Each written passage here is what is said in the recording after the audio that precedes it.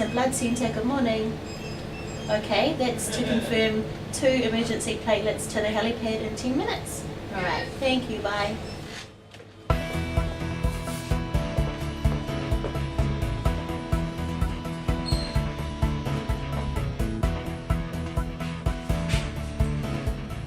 Welcome to the New Zealand Blood Service, where thanks to blood donors, lives are saved every day.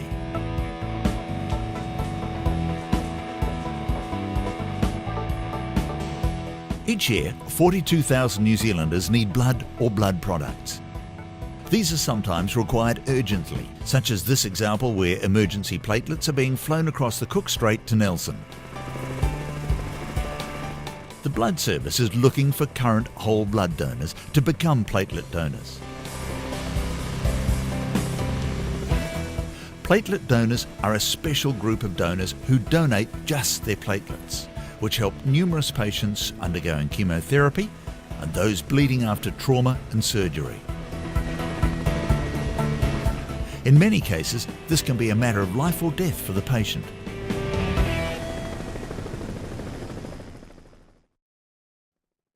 Trauma situations are an unfortunate fact of life in New Zealand. Massive blood loss has multiple effects on the body. Dr. Dorothy Dinesh, transfusion medicine specialist at the New Zealand Blood Service, explains. Trauma and massive bleeding can result in dangerously low blood pressure, which impairs the delivery of oxygen to tissues and organs in the body. Depletion of clotting factors can also occur, and this can make bleeding difficult to control. In addition to replacing blood cells, these patients often require transfusion of plasma and platelets to help manage the bleeding. Plasma is the liquid part of the blood that contains various proteins and clotting factors. It is stored in a frozen state and can be stored for up to 2 years. It is thawed when required for transfusion. Unfortunately, the situation for platelets is quite different because platelets have a shelf life of only 5 days. This situation poses a considerable challenge for the blood service in order to maintain a steady supply of platelet concentrates. As there is no artificial substitute for platelets, the New Zealand Blood Service relies on the generosity of voluntary blood donors to fulfil this vital need. The most efficient way to collect these products is by a process known as apheresis, or cell separation. Unfortunately, not all blood donors are suitable for this specialised procedure.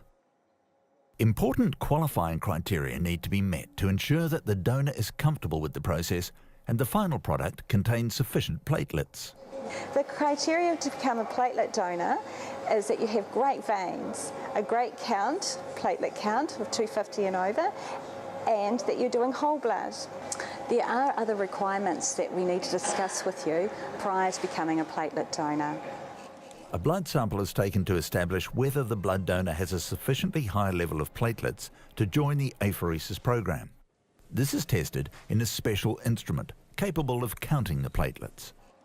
They can be expected to be called regularly and sometimes at short notice in times of urgent need to ensure that critically ill patients receive the life-saving platelets they require. On arrival at the blood centre, the usual registration and confidential interview is a mandatory requirement each time, even for platelet donors. Donors are made comfortable in the customised chairs and the apheresis or cell separation machine set up. And your weight, your hematocrit, just platelet count, which is excellent. It's 292, which is wonderful.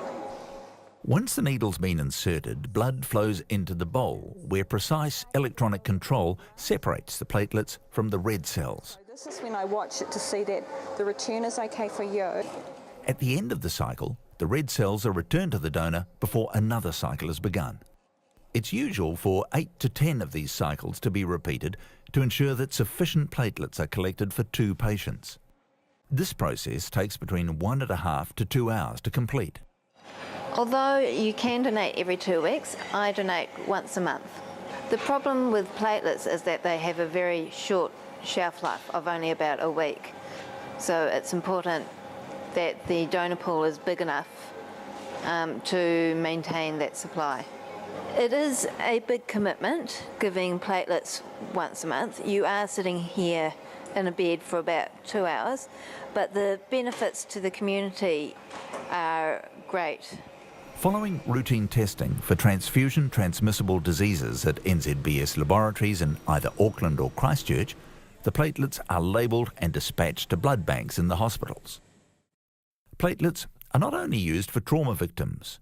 Cardiac surgery involves diverting the patient's blood to a special bypass machine which acts as the heart and lungs during the operation. Now up to full flow, releasing venous, going on full bypass.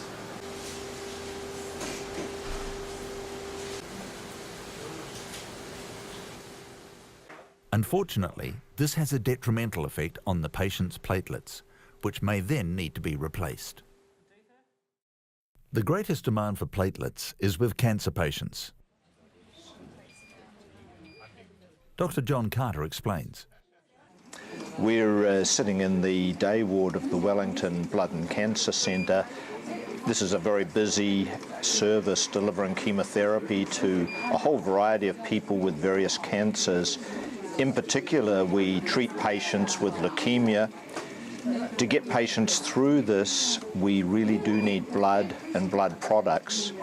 Our treatment suppresses people's bone marrows and they can't make platelets, red cells and white cells.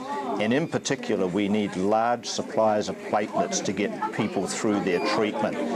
Platelets only live for a few days in our storage facility, so we need frequent donations to get our patients through the treatment. Without platelets, the patients will bleed, and if they bleed badly, patients can die. So donations of fresh platelets are really important to us. For a lot of our patients, the treatment we're giving is really very intensive. And in a number of them we'll do what we call stem cell or bone marrow transplants.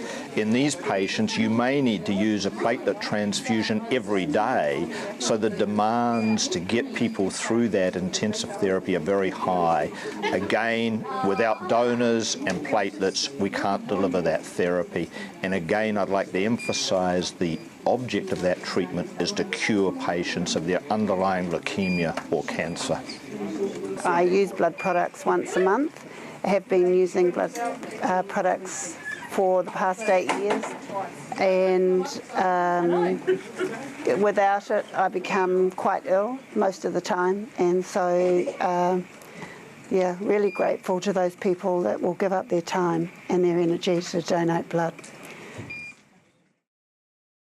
Towards the end of 2008, Ross was accidentally shot. It took 22 units of red cells, 10 fresh frozen plasmas, and 2 units of platelets to save his life. He reminds us what it's all about.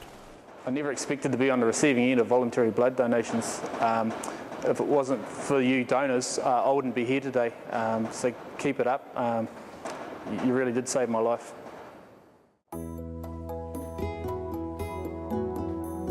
And then, of course, there are the children, brave young people who should be out there having fun.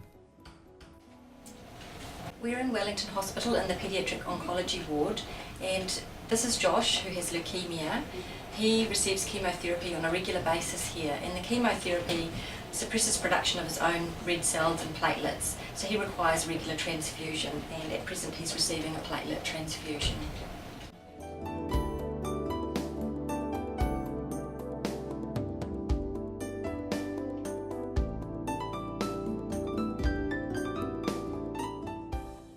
Josh commenced his chemotherapy approximately 10 months ago and requires up to 2 doses of platelets approximately every 3 weeks.